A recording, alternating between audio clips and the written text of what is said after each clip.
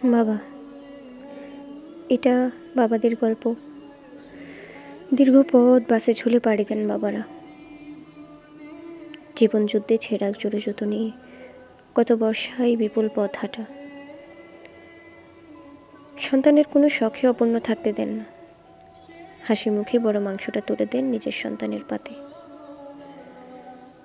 বাবাদের ফোন কখনো পুরনো হয় না, শার্টের হাতাটা কখনো ছোট হয়ে যায় না। ঘড়িটার বয়স বাড়ে, তবু চলতেই থাকে।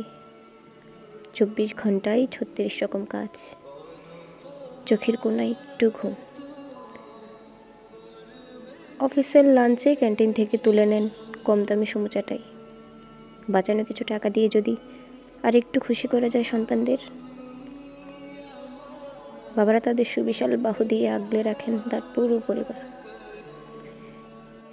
শেষ রাতে যখন চাঁদ ডুবে গিয়ে নক্ষত্রের আলো হয়ে চারিদিকে অন্যরকম হয়, তখন বাবা চুপিসারে সন্তানের পাশে এসে বসেন।